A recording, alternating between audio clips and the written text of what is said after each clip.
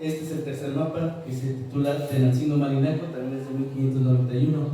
Este mapa es la contestación, es el mismo expediente del mapa anterior y es la contestación a la solicitud de Juan de Pérez de Rivero. Pero este mapa lo mandaron a hacer los indios naturales de Tenancingo para defender sus tierras, porque en este caso, como les digo, el mapa anterior Juan Pérez de Rivero lo mandó a hacer y decir, pues las tierras están baldías, inclusive borraron la casa de Juan de Ortega, ¿no? Y hicieron más arriba para decir, pues no nos afecta.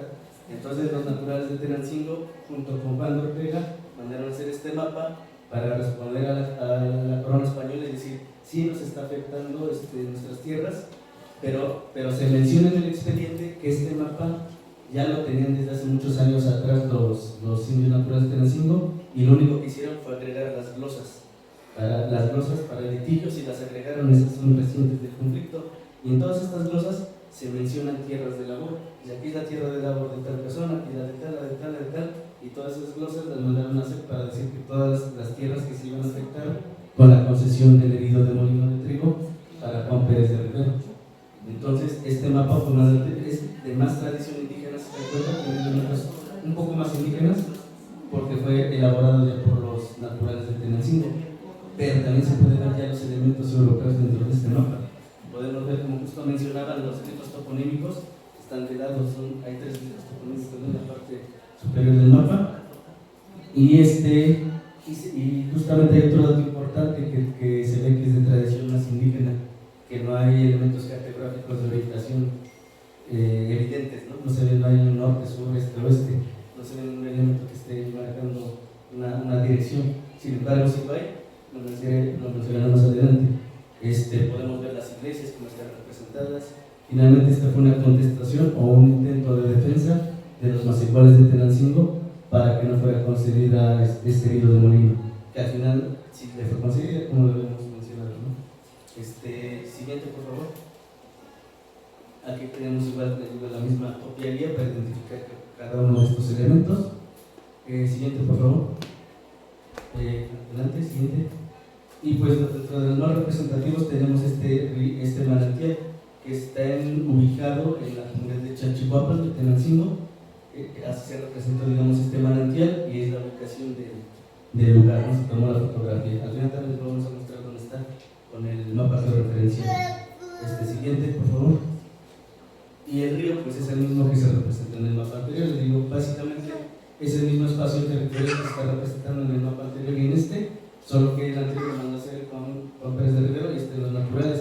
Y si se dan cuenta, el mismo espacio geográfico se está representando de manera muy, muy distinta, ¿no? Pues es el río San Simonito, el que mencioné anteriormente. Siguiente, por favor. Siguiente. Dentro de los elementos culturales, pues tenemos igual la parroquia de San Francisco de Asís de Tenancingo, como en el mapa anterior. Siguiente. Pero otro dato importante del anterior, como menciona, se puede ver que la parroquia está dedicada de una manera mucho más sencilla que el mapa anterior. Es porque aquí los naturales la educaron muy de rápido también, porque ya fue con motivo del conflicto. Es decir, el mapa ya existía desde antes y solo los elementos indígenas estaban presentes. A raíz del conflicto ellos mandaron a hacer las glosas y a poner las iglesias para meterlo al conflicto. Y por eso las iglesias se dan cuenta de manera muy, muy sencilla, muy rápido. Y hay, digamos, una segunda utilización de este mapa. Aquí tenemos la iglesia de San Simón, que es San Simonita actualmente. Es la parte de su iglesia, la fotografía la saqué en 2021, todavía estaba en, digamos, reconstrucción a raíz del sismo de 2017. Por eso aparece así la fotografía. Siguiente, por favor. Siguiente. Aquí tenemos los elementos identificados como F y C. Siguiente. Y haciendo los recorridos, trabajos de campo y geográficos. Siguiente. Los identifiqué como estos cerros, como actualmente que se conoce como el Cerro de la Víbora, que está entre Tecomatlán, Zapayotl y San Simonito. Y haciendo los recorridos, el otro cerro solo lo conocen ya los pobladores como Peña Redonda, y el pequeño, pues ya ninguno supo decir su nombre. Sin embargo, hay pobladores que otros pobladores ya de Zapayotl, que fue, digamos, como 2 años posteriores, ya no, porque esto es derivado de mi tesis de maestría, y ya años posteriores de la tesis, ya platicando con pobladores ahora de Zapayotl, me mencionan que el otro cerro pequeño lo conocen como Coatepequito, es decir, este vendría siendo el cerro de la Víbora, Coatepec, y el otro cerro sería Coatepequito. Entonces, pues más o menos hay correspondencia con los glifos toponímicos que nos están marcando ambos cerros. El otro cerro, el pequeño del medio, pues también no lo ubicaron con ningún nombre, ¿no? Pero es la representación que se está haciendo de estos tres cerros, es decir, estos eran solo entidades geográficas hasta el momento, no entidades políticas, aunque faltan más estudios porque pobladores de Comalcán mencionan que en el Cerro de la Víbora hay un sitio arqueológico aún no explorado. Entonces es posible que si hay un sitio arqueológico habría que ir a hacer ahí investigación arqueológica propiamente y saber si justamente había un poblado, ¿no? Que había nada más era un laboratorio o tal vez eran unidades habitacionales y posiblemente si era una localidad donde posiblemente anteriormente estaba el pueblo de San Simonito o lo de Cepayó. Entonces, pero eso sí es más investigación faltaría y sería propiamente más arqueológica la investigación. Siguiente, por favor. Aquí tenemos otro acercamiento del mapa, el siguiente. Y aquí tenemos ya la representación geográfica. Se dan cuenta, en la parte norte de este lado tenemos la comunidad de San Simonito, cómo desciende el río, se dan cuenta igual como en el mapa. Está San Simonito, cómo desciende el río, tenemos los tres cerros que aparecen aquí, el cerro de la Víbora y el Peña Redonda, ahí están los cerros. Vemos que en café están los terrenos de cultivo tal como se representan de este lado. Y vemos justo los caminos, se dan cuenta que hay dos caminos que se cruzan, uno que viene de los lados de los cerros y este que viene de Tenancingo. Aquí están los caminos en amarillo, el que viene de este lado es el de Tenancingo y otro que desciende desde los cerros. Y vemos que en la esquina hay una cruz pintada, esa es una mojonera. En este caso, pues también de este lado todavía hay una mojonera y es donde pues, parece que está todavía la poblada de Cruz Vidriera, que es Tenancingo, está en Tertenería. Tener este pueblo de Cruz Vidriera. No sabemos, en este caso no se puede si se deba a esta cruz que se formó posteriormente el pueblo o si no hay relación con ella. No, es en relación con Villa Guerrero, con la equidad de Cruz Vidriera. No alcanzaron tierras. Sí, pero para ahí. Y movieron gente de Cruz Vidriera de Villa Guerrero a Cruz Vidriera de este lado. Sí, exactamente. Pero bueno, los caminos pues están, si se dan cuenta, corresponden con el mapa también, toda digamos la realidad geográfica sí hay correspondencia, ¿no? Siguiente, por favor. Este es el elemento clasificado como B, que en una primera, digamos, en un primer acercamiento se pensaba que se estaba hablando de la estancia de Tecualoya, ¿no? Algunos arqueólogos han mencionado que esta era la estancia de Tecualoya. El siguiente, por favor, que se estaba representando de esta forma en el mapa, que pues básicamente quiere decir donde se comen a la gente, ¿no?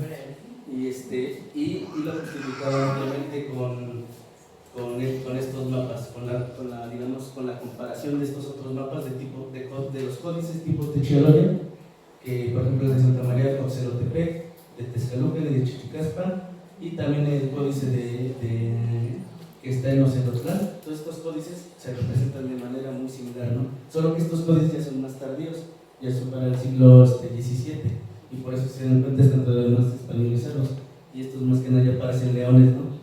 Leones pelones que están sobre el cerro, pero también hay un corazón y quiere decir básicamente cerros donde se devoran a la gente, porque en eso sí hay glosas que lo mencionan también. En estos son cerros donde se devoran a la gente y se representan de esta manera. Entonces se dan cuenta hay cierta similitud, ¿no? Y actualmente Villa Guerrero, pues ese es su exactamente su escudo, y así cuando llegas a Villa Guerrero, pues es el lugar donde se comen a la gente, ¿no? Es parte de su escudo, aunque es un poco distinto, ¿no? De hecho no es así, ahí parece como una fiera devorándose un hombre y solo salen sus piecitos de hombre, ¿no? Es un tanto distinto, pero pues muchos han pensado que se refiere a la estancia de Tecualoya, que pertenecía a Tenancingo para finales del siglo XVI, inclusive posteriormente.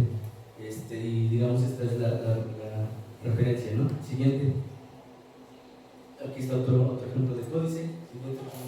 Este es el de Huizquilucan, también se representa de esta manera una fierecita arriba del cerro, se ve que cierta similitud con el anterior. Siguiente.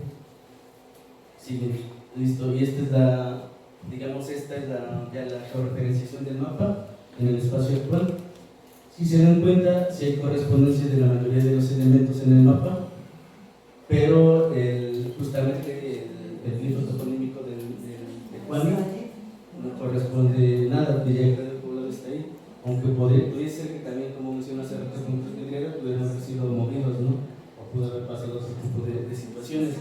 Sin embargo, justamente en la parte norte del centro de Tenancingo existe otro cerro muy representativo, que es el Cerro del Cristo Rey. El cerro del Cristo Rey no se le ha llamado Cerro del Cristo Rey, es el Cerro de Coyutra.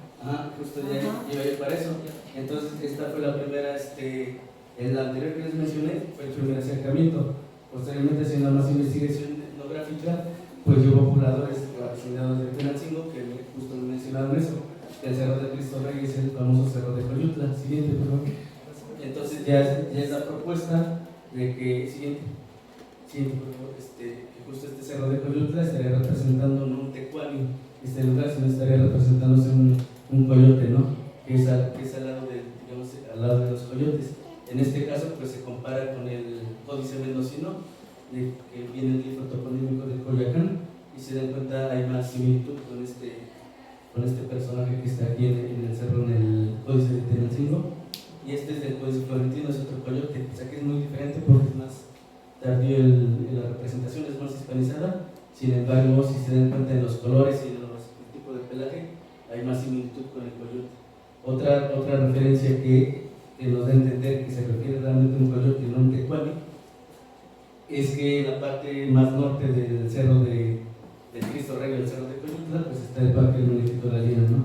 Que sabe que todavía actualmente hay coyotes ahí que están en la reserva natural de este lugar.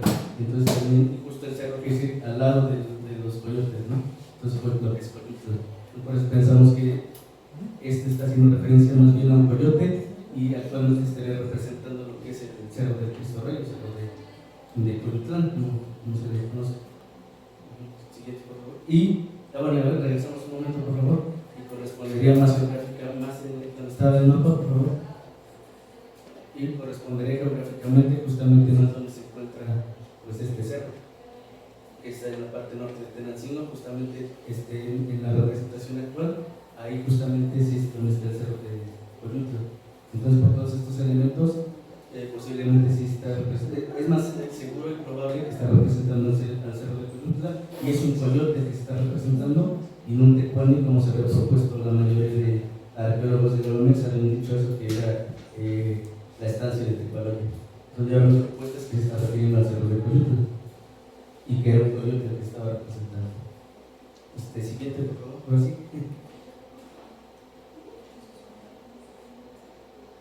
Siguiente, y estos son los elementos cartográficos. Siguiente, por favor.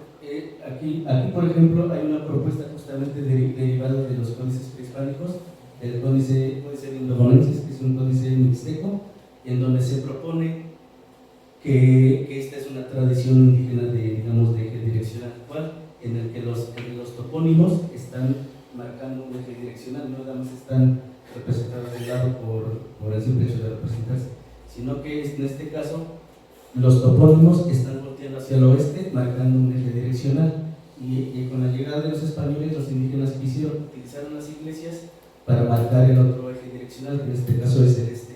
Se dan cuenta, los topónimos están mirando hacia el oeste, y las iglesias, las tres, están marcadas al este. Se puede corroborar, por ejemplo, las otras casitas, las casitas están en diferentes direcciones, ¿no? A diferencia de las iglesias que sí tienen un eje direccional. Entonces, y obviamente los indígenas también privilegiaron justamente este eje direccional, que es el este-oeste, a diferencia de los europeos, que han privilegiado siempre lo que es el norte-sur. Y entonces, a pesar de en este caso, de que no hay elementos claros de orientación, pues se propone que justo los topónimos y las iglesias están marcando este eje direccional. Siguiente, por favor.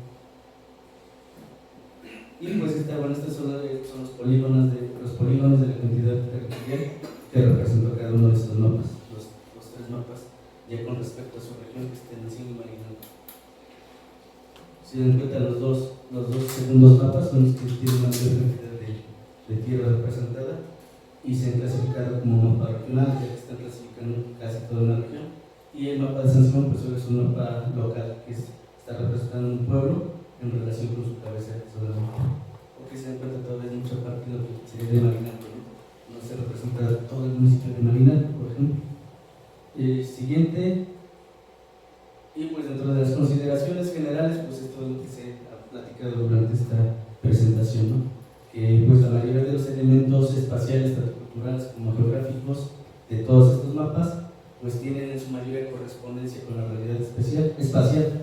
Esto quiere decir que pues ya están representados de una forma más europea, en el cual privilegiaban lo que eran la representatividad perceptual o realista, con formas naturales y características específicas del paisaje, en contraparte con los indígenas, que pues representaban más sus elementos esquematizados, simbólicos o conceptuales, ¿no? Entonces estos mapas pueden ver un poco ya más el estilo europeo de representación.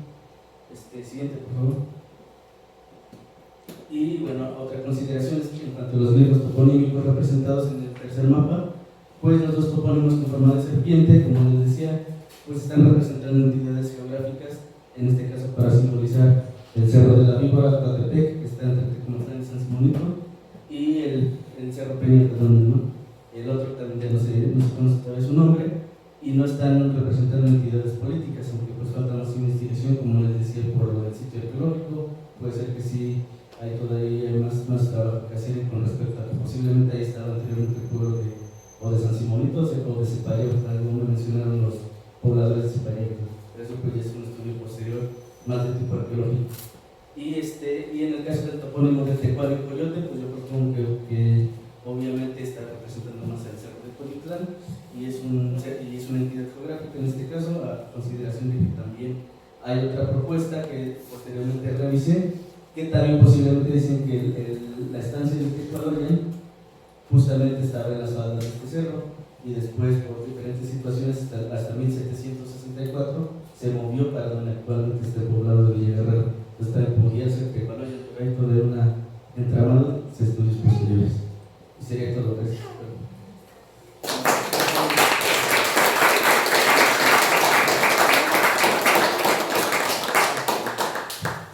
Pero es con respecto a la orientación, ya lo mencionamos. Sí, no, él va a hacer una pregunta en relación a si no hay una evolución de los mapas hasta ahora, no que pasó en 1500, en 1700, en 1800, o sea, una evolución de cómo se fue desarrollando la zona. Sí, de hecho sí hay mapas posteriores de la región, y obviamente cada vez se fueron europeizando cada vez más, ¿no? Como lo llaman. Cada vez los elementos indígenas que son más esquematizados o conceptuales fueron desapareciendo poco a poco, y se fue incorporando más elementos de tipo europeo para hacer mapas muchísimo mejor elaborados. En la región sí también hay, no sé, han visto el mapa de Doña Juana, algo se menciona, del llano de Doña Juana, que está todavía muchísimo más en estilo europeo, ¿no? Y es prácticamente de esta región. En contraparte con el códice que se encuentra en San Martín, ese códice, ese mapa, tiene un estilo todavía mucho más indígena, y entonces ahí se puede ver como esa diferencia entre lo indígena, más indígena, y todo el más europeo. Y si hay mapas de esta región todavía, inclusive hay de 1700, 1800, que pues ya lo estudié, pero sí hay mapas mucho más actuales de esta región. Pero ya en este caso ya no tiene caso hacer estudios indigenistas en esos mapas muy posteriores, porque prácticamente los elementos indígenas ya no están presentes en esos mapas. O sea, los eliminan, digamos. Ajá, exactamente. De hecho, sí hay escritos en que mencionan la eliminación de este tipo de iconografía indígena para darle paso a todo lo que es ya el estilo europeo, ya nuevo. Sí. ¿Está alguien más con una pregunta? Sí, adelante. Irma Escamilla del Instituto de Geografía de la UNAM señala que los códices son representaciones cartográficas muy importantes porque reúnen todas las características que actualmente se reconocen en una cartografía: orientación, escala, toponimia, leyenda, y una representación espacial muy amplia, lo que reflejaba un conocimiento muy profundo de los aspectos geográficos, ecológicos, lo que realmente se reconoce en una parte incluso topográfica, porque reconocían los desniveles, la distribución de recursos, ríos, bosques, montes, e incluso sirvieron para levantamientos censales y las cartas de tributos, en donde se ponía qué debería de dar, era como el registro de los aztecas que lograron la conquista de una gran porción del territorio de Mesoamérica, en donde llevaban un control muy preciso de todos los tributos que les pedían a las regiones conquistadas. Sí, de hecho sí, justo ahí lo que cambia es la forma de representación, ¿no? Y es cosa de entender esos mapas, pues muchos códices prehispánicos, por ejemplo, como les decía, los códices mixtecos que son más complejos, justo está la propuesta de que muchos están representando la realidad espacial y son más que códices, también son mapas, obviamente con un estilo totalmente indígena y muy complejo, y es por eso que de ahí también viene la propuesta de, en este caso, de la orientación, ¿no? Del eje direccional de estos mapas que ya son un poco más hispanizados. Pero obviamente a nivel conceptual esos son mapas que en nuestro pensamiento occidental a veces no logramos comprender al 100, a menos que nos metamos a estudiar a detalle cada uno de estos conceptos, ¿no? Y qué es lo que están representando. Inclusive, por ejemplo, un topónimo que está representando una localidad o una entidad geográfica, pues ya nos está hablando de sus características de ese lugar, ¿no? De que a lo mejor abundaban los coyotes o que abundaban las serpientes, y etcétera, muchas cosas, ¿no? Entonces cada uno de los espacios, aunque de manera simbólica, nos estaba diciendo parte de la configuración territorial de una región. Por ejemplo, como bien menciona, la matrícula de tributos pues nos da toda esa referencia. Estos códices pueden ser leídos efectivamente como un códice para información o como un mapa. También pueden tener doble lectura justamente. Sí. Sí. ¿Hay algún estudio sobre el Códice de San Martín? ¿Un estudio que se haya hecho? Sí hay un estudio, justamente lo tiene el Colegio Mexiquense donde estoy trabajando. Lo escribió Oliver Mayón, se llama, junto con René García Castro. Ellos tienen un artículo ahí publicado en el colegio, en donde hacen un estudio, aunque mencionan que falta más énfasis en ese estudio, ya que no pudieron tener un acercamiento al original, solo por fotografías. Entonces hace falta un estudio de su materialidad, ya que hay un estudio a partir de las imágenes, hay un estudio detallado sobre el códice, pero sí sería muy importante hacer un estudio de su materialidad, verlo en viva voz, por así decirlo, para poder hacer una hipótesis más concreta de este códice. Sí. Sí. Maestro, agradecer la participación y quizás valga la pena ser indiscreta o invitarte a que hagas de conocimiento de los asistentes que este contenido estará publicado próximamente en un cuaderno municipal del Colegio Mexiquense. Casi ese comercial de próximamente. Porque a final de cuentas me parece que esta valiosísima información cumple su propósito de trascender a un ámbito académico justamente para ponerlo al servicio de la comunidad. De nada sirve cuando se queda en el currículo y no regresa a la comunidad. Entonces con esa publicación seguramente va a llegar al destino y por supuesto pues el museo va a ser un lugar de venta de esa publicación que ya está en proceso. Sí, exactamente, que fue justamente la mesa itinerante de Malinalco, que se realizó hace unas semanas, ¿verdad? Entonces pues estará artículo publicado ahí, por si gustan dar una revisada, o en mi canal de YouTube que estoy grabando. Sí. Yo tengo una más pregunta. Un poco en ese sentido también, ¿cuál ha sido la recepción que ha tenido la comunidad frente a este tipo de investigaciones? ¿Y en qué medida también han contribuido en la investigación también? Pues muy importante, justamente como les mencionaba hace rato, parte de este estudio también se basó en estudios etnográficos, ¿no? Y justo al hacer entrevistas a pobladores particularmente de mi localidad de San Simón el Alto, también a la Tecomatlán, Cepayopla, San Simonito, pues en todos lados me acerqué a la gente a la gente que tiene más edad, ¿no? y es gente muy platicadora, te platica leyendas. Desafortunadamente a veces no puedes meter todo lo que te platica, ¿no? Pero su información es tan amplia y pues tan bonita que te apasiona, ¿no? Todo lo que te platican, y da para muchos más textos, ¿no? De hecho es parte de lo que por eso me motivó a hacer mi canal, porque hay muchas historias que contar que desafortunadamente desde la academia pues no te dan los libros para escribir sobre todo ello, ¿no? Pues a veces pues el canal de YouTube a veces les puedes dar pues la puerta para que ellos también platiquen, o tú narrar lo que ellos te platican también, ¿no? Y gracias a esto me he dado cuenta que pues, la gente se interesa mucho por la historia, más la gente adulta le llama mucho la atención, y justamente muchos de los documentos que encontré, les decía la fotografía antigua, algunos otros documentos que en otra plática que di sobre San Simón el Alto, nada más, me dieron documentos del siglo XVII y XVIII donde hablan un conflicto mucho mayor sobre el deslinde de tierras de una ciudad de María de Morales con respecto a los naturales de San Simón, que estuvieron en un conflicto mucho más fuerte. Entonces esos documentos yo no los esperaba, me fueron otorgados, se realizó la paleografía y pues habla de conflictos mucho más interesantes, por así decirlo. Como dicen a veces mis amigos historiadores, el chisme histórico y se pone interesante. Sí. ¿Alienda? Bueno, pues. Otro comentario, que evidentemente la historia local, que es el objetivo fundamental del Colegio Mexiquense, nos da la oportunidad de poder incorporar esta información que ya se ha generado como parte del guión del museo. Seguramente en una visita próxima, en la primera parte donde se habla de los barrios, habrá oportunidad de que esté plasmada esta información como parte del recorrido. Inclusive sería interesante lo que me había propuesto usted de hacer como una pequeña exposición de estos mapas con la información que ya se tiene sobre ellos, ¿no?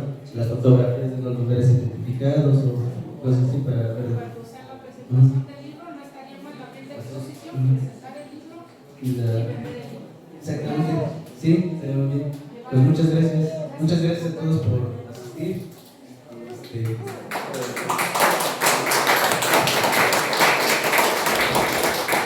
Muchísimas gracias efectivamente a todo este público docto interesado en el tema. Realmente es sorprendente tener un público así, no siempre se tiene con este nivel de conocimiento y que hagan preguntas tan puntuales, ¿no es así, maestro? Sí, exactamente. En donde se nota que hay conocimiento, ¿no? Entonces, un aplauso también a todo el público. Y quiero invitar a la maestra Guillermina Martínez Rocha, encargada del despacho de la Dirección de Museos, por favor, para que haga entrega del reconocimiento al maestro Juan Barrientos. Si no alcanzo a leer lo que dice, porque me traigo lentes. Queda la letra, dice.